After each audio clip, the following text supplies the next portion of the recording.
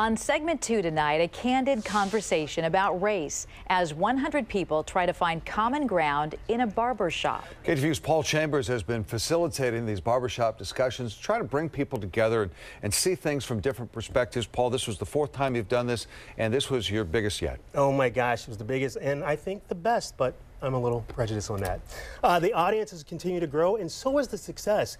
Since we've held our first discussion last November, there have been several new officers of color hired through the discussions, and more people are promising to work with law enforcement to help take back their community.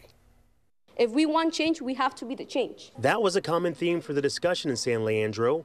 At Supreme Cuts and Styles and CJ's Barbershop. We need to be proactive in our own communities, and it starts with us. When you're able to have an open line of communication, there's room for dialogue. Where there's room for dialogue, there's room for growth. Roughly 100 people took part, and after 4 barbershop discussions, it was our most diverse group yet.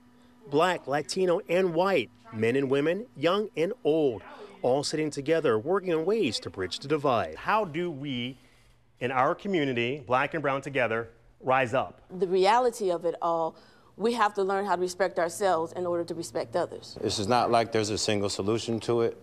And because everybody has different convictions, it's important that everybody plays their role. For the most part, the topics focus on how people from the community need to be more responsible for their neighbors. It's the young people that are killing each other.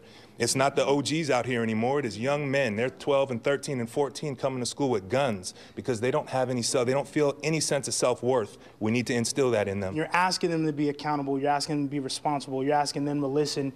You're asking them to do this and do that. What have you done though? We need guidance. We need guidance, and we need somebody to hold our hands because we're still babies. Many in the room say they're willing to be that mentor, but they can't do it alone. It's important that you educate us, single black moms, single Latino moms, not just, because we're raising these kids by ourselves. The resources are there, but somebody's got to do something. You got to be willing to sacrifice some of your time. We want to reach those kids that are most at risk. With all due respect, I'm going to say that I believe that we need to take the police out of our school systems because as a black man, not having black space where we have a space to ourselves where we can learn, grow, thrive, cultivate our own culture and cultivate our own education. This young man not only thanked the officers, but says he respects them for helping the community. He just wants officers to give the youth some space, and he's not alone. You could tell us that you're mentoring these young folks. You could tell us that you're getting to know their parents and that you're getting to know the community, but we know better. We know that you're looking for better ways to police us so that you could do your job better. That man says things from his past make it hard for him to trust. Needless to say, look at an officer. I want to know, why is it triggering to look at a room of law enforcement? Yeah, I mean, because every interaction with law enforcement has been a negative one for me. I went into the foster care system. They took me away from my parents. They threw me into foster care. My brother's doing 12 years right now. So we want to say, oh, the police are the enemy or this. No, it's time to have a dialogue. That's what we put this together for. We have to look at the kids as they're in trauma when they're seeing all the violence and things that happen inside their house and outside their house. Changes in the community that officers say they're learning to deal with.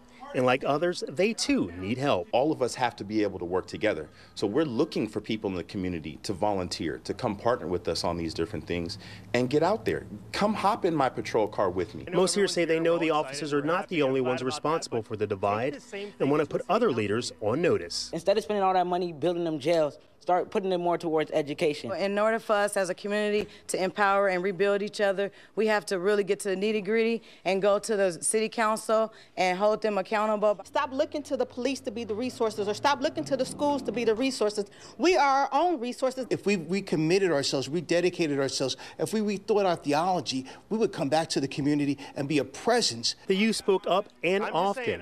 One man pleaded with his generation to take part in future barbershop conversations with officers. We got their full attention, and they're willing to talk to us, and they're willing to look at us and hear us out. All in all, was yet another productive conversation, one that will continue, since all here know together we can make a difference. As elders, as police officers, all of us wrapping our arms around our young. It's going to take a lot of work, I'm not going to lie, because we got some serious problems in our community.